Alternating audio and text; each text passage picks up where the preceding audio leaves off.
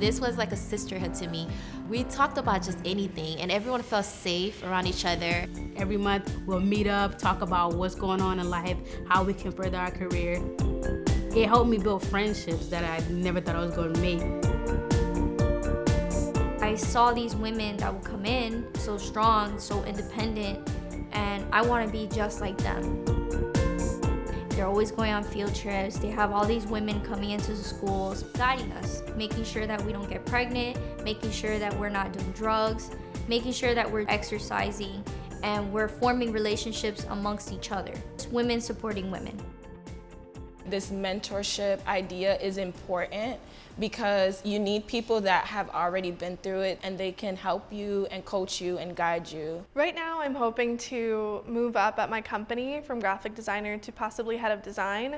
I'm actually a vegan skincare business owner and a private yoga instructor. I currently have a role in accounting where I work for a corporate firm. I wanted to do medicine, and I can't wait to be a physician scientist and be able to help people. I found that anything is possible, and you can be whatever it is that you want it to be.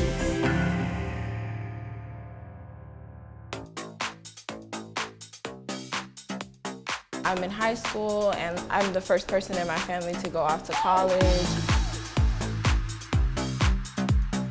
And just always had the belief that I could do anything that I wanted to do. It's just that sometimes it's hard to see people that look like you in positions of power and like in positions that you aspire to be in. That was where Women of Tomorrow was helpful, because I was surrounded by a lot of people that I could look up to, have some kind of inspiration for where I could be one day. I feel like if you can make it out of Overtown, you can make it anywhere. To come from Overtown and go to USC, where they have a 5%, 10% acceptance rate. I'm my mom's only child that went to college, graduated. And I'm like, I gotta go harder. What's next, Kathleen? Obviously, the odds are stacked against us, but the community that we come from nurtures our success. We live in this impoverished community, but at the same time, we're a tribe. So the support is so strong. Everyone knows each other. Everyone is trying to help each other, and everyone tries to help the next generation become something. Yeah. So that's what I love about my community. The odds are stacked against us, but we persevere. Find your community. Your family doesn't have to only be the people that you are biologically related to. There are resources out there for you to where you don't feel trapped. They're worried about, I don't know what I want to do, and there's a lot of pressure. It's a wonderful thing that we have so many different possibilities. And I have students that they've always known, I want to be a doctor. I want to be a lawyer. No, I want to be a piano player. And that's good because they're on that path, but the majority are not like that. A majority know, I like history. I really love to draw, but what do I do with that? When you listen to your gut and you realize, okay, this is something that I'm passionate about, I'm always thinking about it, you should listen to that. Girls like me who didn't really grow up in an academic environment, you're the first in your family to go off to college, so it can be a little bit overwhelming trying to figure out where do you fit in. Look for mentorship. Look for people to talk to that are in these positions that you want to be in. We're out there. There's always a lot of talk about the college experience, which of course can be extremely valuable.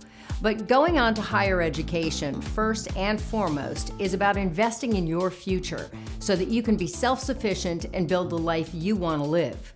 One of the biggest issues we see at Women of Tomorrow is young people willing to take on enormous amounts of debt for degrees that may not produce the kind of income they're looking for. Doctors, lawyers, people in high-level financial services can usually expect to earn upwards of 6 figures. But that doesn't necessarily happen right away, and you have to have a solid financial plan to get there. Things like scholarships and financial aid are areas you should be looking into right now. Of course, not everyone is going to graduate school. So, what are the highest paying jobs of the future expected to be for, say, a bachelor's degree? Well, I know you won't be surprised to hear that some of the highest paying jobs are related to STEM, science, technology, engineering, and math. There are many ideas about what the most valuable four-year degrees of the future will be, but they generally center around things like engineering, business, nursing, hospitality, education, computer science, architecture, pharmaceutical sciences, information technology, and construction management. And not every good-paying job above the national median requires a four-year degree.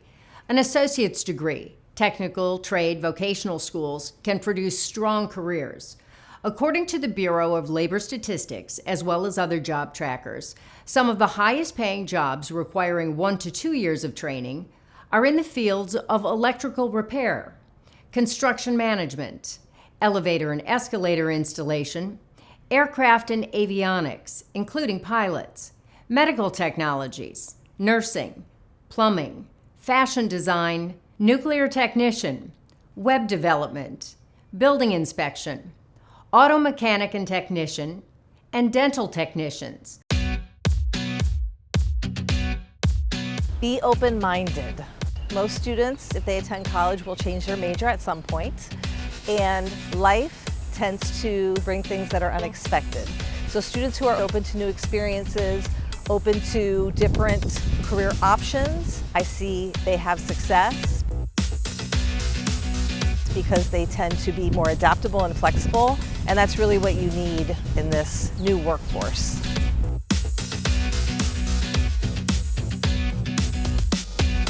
I would recommend that they think about what they enjoy doing, where potentially they see themselves in 1 to 2 years.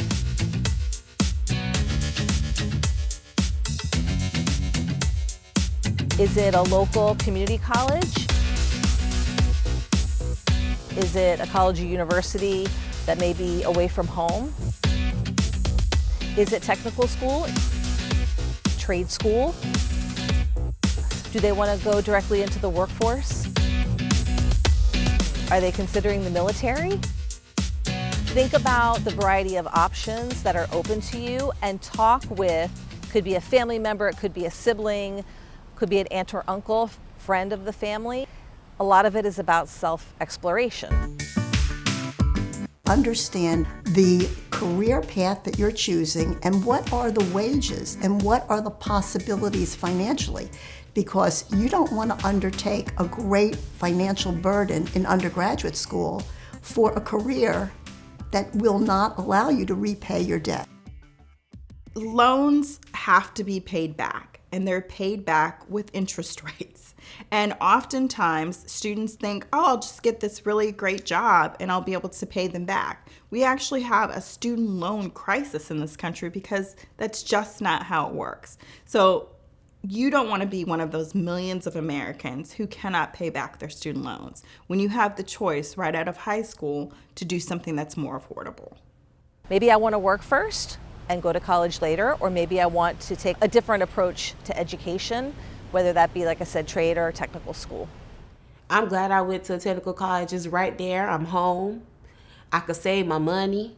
I'm not in debt. Technicians are really needed, so I can go to any state, any city, and get a job guaranteed on the spot. At the end of the day, I can branch off with start my own business. I was hired by the city of Miami. They paid for my police academy. After you finish the academy, you're with an officer. You're basically shadowing them. They're teaching you, and they're also watching you and testing you. So I'm doing all three: work, college, and trade. This particular program gives you a job while you're at school. The program is called T10. They give you Broward College courses, so you can actually get a degree if you want to. I got a college degree. I'm an engineer. I can go wherever I want. And a decision when you're coming out of high school doesn't have to be the decision for the rest of your life. It can be a short-term decision, and then you can shift and change throughout the course of your working life. You have financial services is typically, you see the area of communication, which can include media, entertainment, television. You see healthcare, of course, very big. Hospitality is huge. especially here in Miami where you have the cruise industry, hotels. And then you have, the very specific professional areas, music, architecture, and things of that nature. So there really are a wide variety of options when students are considering what their next step is after high school for them to consider. You have what we call the STEM fields, so that could be anything relating to science, technology, engineering, mathematics. I'm so grateful that I got my engineering degree. There's so much potential for my research now because I have this different perspective. When I started working at that research lab, something clicked. Every day I would think about my research, I think about what experiments I was gonna do next. When I wanted to be an automotive person, knowing that this was male dominated, I decided she stepped out, why can't I? If those people, those women that came in Women Tomorrow stepped out of their box, why can't I step out of my box? Just because it's male dominated doesn't mean that I can't do it. Getting a degree in engineering makes me feel like I'm an engineer. I'm just not a technician that works on cars. I'm an engineer. I have a degree for it. Instead of just working on cars, I can create cars. I have a STEM degree. Once it's STEM, so you get a lot of opportunities, not just in coding or technology, you get opportunities in other areas as well. Management as far as like business, anything. I've been asked even for teaching, so because I have a STEM degree, so they felt like they would train me and I would not have to go back to school to be a teacher. So it's really good. I actually think I'm happy where I'm at. I've always liked math and science. That's always been my thing, especially math. It's always been something that I loved. I thought I wanted to build roller coasters for a living, so I thought I was gonna be some kind of Imagineer at Disney or something. Engineering is a field where there's not a lot of women, definitely not a lot of women of color. When I went off to college and I got an experience working in a biomedical research lab my senior year, and that totally changed everything for me. Medicine wasn't really on my radar, but that experience, I would say, definitely opened my eyes. The college experience is unlike any other. It really is the student's opportunity to explore. They're learning new things. They're deciding on a major, they're meeting new people, they may join a club or organization, they're meeting faculty, meeting people who are not like them, and it's enlightening and enriching and they have a great experience. So the college experience is fantastic. College was definitely always on my radar and my family's radar. It was brand new for me because I didn't have anything to look back on from my parents. I'm first generation going to college. My mom had her own stores in Hungary and my dad was a chef. They always knew that immigrating here can offer way more opportunities. My parents didn't understand too much about the college system and getting in and where I would go and what fields are better in which colleges and what majors are better at which universities. And so figuring that all out for myself, I definitely had to push myself to figuring out what I want to do for myself. But I always knew that I wanted to pursue a design degree, any kind of degree in the US is a big deal. I wanted to step out of my comfort zone, meet new people, network. You can meet people from all around the world in college. You've learned so much, and also you have to take classes that is outside of your major so you can have a well-rounded education. College is a big transition because you go from your family supporting you and you going home every day to home-cooked meals and your mom and that familiar support group. So now you build your own support group and you're your own self-advocate. There's definitely that transition period because in college you have to study completely differently. High school, I used to be good with I'll just cram and then the next day, I'll be fine.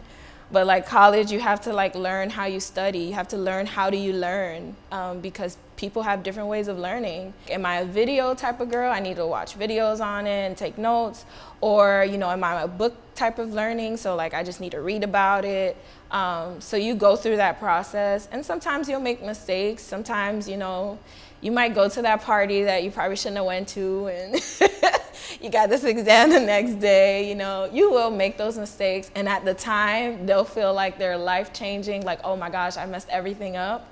But what I learned is that there's always a way. If this is something you want, you can't let those little like pitfalls keep you from just keep going, because there's always a way. It's honestly a networking and learning experience. As long as you do what you have to do, you're going to get your degree, and you're also going to be set up after college to embark on your journey.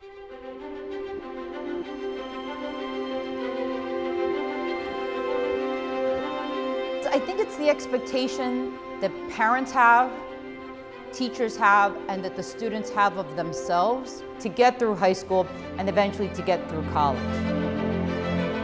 But as I get to know students, as teachers get to know students, they realize maybe not. Maybe not. Maybe they're not ready for that level of education, or they're not ready to figure out what they want yet, or just take a year off to work somewhere, to do an internship, and then figure out what they want. I've had students that are very gifted artists in drawing and painting or with music. And for them, a 4-year college degree is not necessarily the path. They've got to explore a little bit of that artistic part of them. I don't think college is for everybody, but education, you'll have it forever.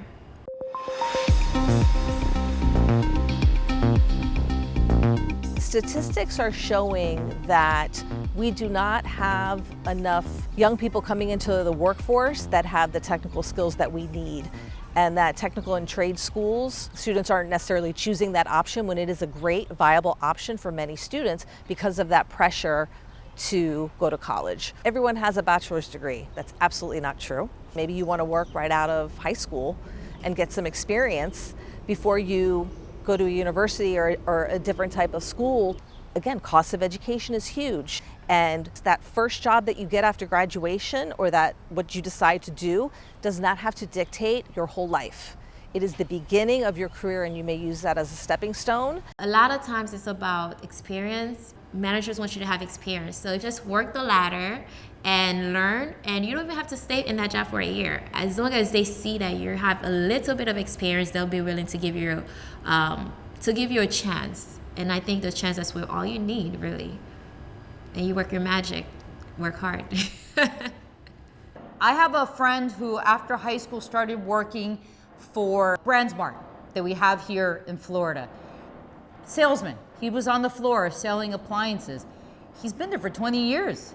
And he eventually moved up, and now he's a VP and handles all the sales teams. It was a long road, but he loved it.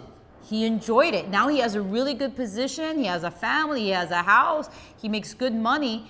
But that was what he wanted to do, and there's a path that worked out for him. Other people may have gotten into the job, worked a couple of months, and was like, all right, I'm out of here. Try as many different things as you can. Take classes in art, in business, in math, science, and figure out what your passions are and what you're really calling to. Think about what you're making the best grades in and why you're making the best grades in those classes. Is it because it's your passion, or are you just a good learner? Can you just adapt to any kind of environment, or is there really something that's pulling you to want to be better in that field?